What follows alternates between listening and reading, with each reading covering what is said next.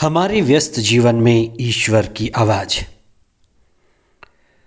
प्रभु के दिव्य वचन के द्वारा हमें पता चलता है कि ईश्वर अपने राज्य को इस संसार में स्थापित करना चाहता है। जो स्थिति संसार की है और जो हमारा संसार के प्रति अनुभव है वह कठोरता का है, शत्रुता का है, निर्दयता का है, अपूर्णता का है। हम इस संसार में अधिकतर जड़ता, पशुता और अपरिपक्वता का लक्षण देखते हैं। इसी के विपरीत ईश्वर का राज्य शत्रुता के विरुद्ध मित्रता का, निर्दयता के विरुद्ध दयालुता का और अपूर्णता के विरुद्ध पूर्णता की बात करता है। प्रभु ईसा की शिक्षा जो हमें आत्मा से प्रेरित करती है, हमारे जीवन में चेतना जगाती है और बड़े स्पष्ट रूप से ईसा की शिक्षा, विशेष करके संत लूकस का सुसमाचार, जिसमें ईसा कहते हैं तुम दयालु बनो जैसे तुम्हारा स्वर्गीय पिता दयालु है। संत मती ने अध्याय 5 पद संख्या 48 में कहा है तुम पूर्ण बनो जैसे तुम्हारा पिता पूर्ण है। संत यूहन्ना इसी बात को कहेंगे कि तुम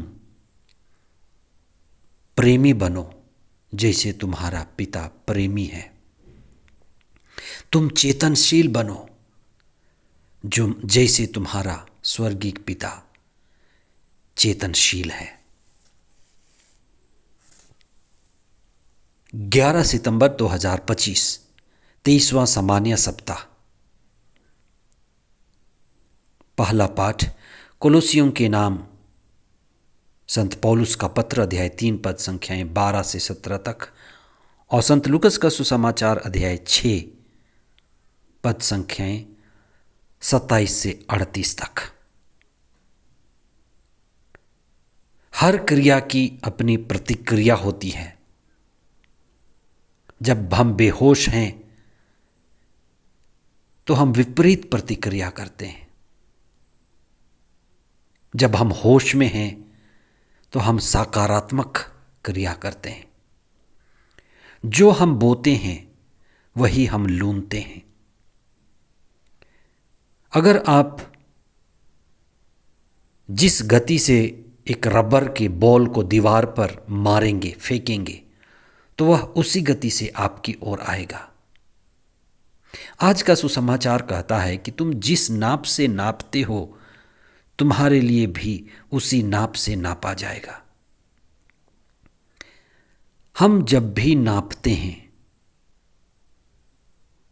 उस समय जब हम किसी चीज का नवनिर्माण या पुनर्निर्माण करना चाहते हैं। हमें जीवन में नापने सीखना है और दयालुता पूर्वक, समझदारी पूर्वक, चेतना पूर्वक जो सही है, जो बराबर है, जो सत्य है, जो आत्मापूर्ण है, उसी के द्वारा हमें नापना है। हम प्रभु के पवित्र हृदय और मां मरियम के निष्कलंक हृदय पर मनन करते हैं। हमारा जीवन एक खिले हुए फूल की तरह बन सकता है। हम आजादी, प्रेम और आनंद का अनुभव कर सकते हैं। और जब हम प्रभु की शिक्षा में बढ़ते हैं, चेतना में बढ़ते हैं, तो हमारे भीतर पूर्णता और दिव्यता आती है। संत लूकस अपने सुसमाचार में अपने श्रोताओं को कहते हैं, ये ईसा की शिक्षा है, दयालु बनो जैसे तुम्हारा स्वर्गीय पिता दयालु है। दयालुता जिससे जुड़ा हुआ है प्रेम, करुणा, क्षमा और श्रद्धा, ये पिता ईश्वर का लक्षण है, ये ईसा का लक्षण है। संत मती इसी बात को कहते हैं कि तुम पूर्ण बनो जैसे तुम्हारा स्वर्गीय पिता पूर्ण है। पूर्णता, दयालुता, ये हमारे मसीही जीवन में प्रगति है। ईसा की शिक्षा से प्रेरित होकर जब हम आत्मचेतना में बढ़ते हैं तो हमारे भीतर सत्य की, प्रेम की, करुणा और दया की क्रांति आती है। इसलिए जो भी व्यक्ति प्रभु से जुड़ता है, प्रभु की शिक्षा को गहराई से अपनाता है, उसके जीवन में क्रांति आनी जरूरी है। इसलिए कई लोग जो सच्चे मसीही हैं, उनके जीवन में अद्भुत क्रांति देखी जा सकती है। विशेष करके सभी के प्रति प्रेम भाव रखना, क्षमा देने में बढ़ना, प्रार्थना में बढ़ना, ये ईसा की नई शिक्षा का फल है।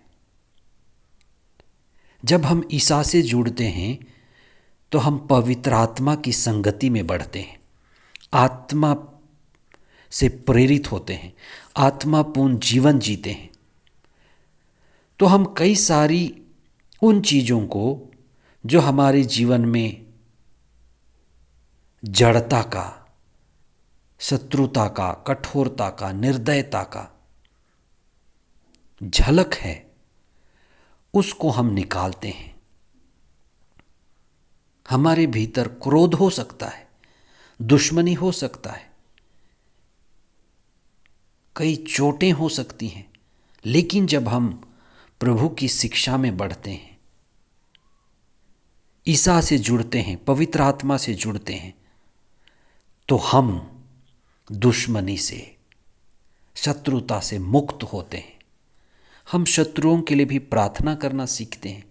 हमारे अंदर की पशुता और जड़ता, कठोरता निकलती है और क्षमा, दया, करुणा ये पनपते हैं। आज के पहले पाठ में संत पौलुस ने कोलोसियों को इसी बात को स्पष्ट रूप से कहा है कि ईश्वर अपने पुत्र के द्वारा हमारे बीच में अपने राज्य की स्थापना करने आया। उसकी शिक्षा के द्वारा हम शुद्ध किए जाते हैं। हमारे अंदर जो दुश्मनी के बंधन हैं वो मिटते हैं, दुर्बलता मिटती है और प्रभु की शिक्षा में जुड़कर हम प्रेम और आनंद में बढ़ते हैं। हमारी सारी ऊर्जा सकारात्मक होती है।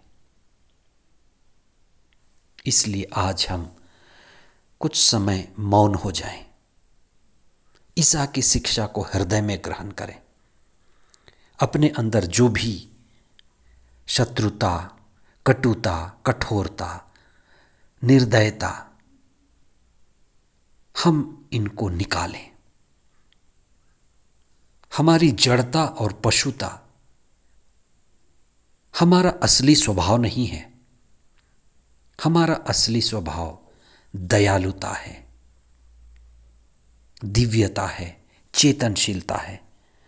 हम उसी में बढ़ें और जब हम चेतनशील हैं, दयालु हैं, तो सभी को उसी दृष्टि से देखते हैं जिस दृष्टि से ईसा देखते हैं। इसलिए हम ईसा की दृष्टि से नापें, किसी दूसरे को, हर व्यक्ति को ईसा की दृष्टि से देखें, उसकी दृष्टि से नापें और अपने जीवन का नवनिर्माण करें।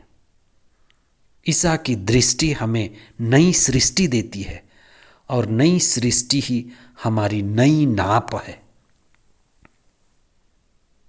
आमीन।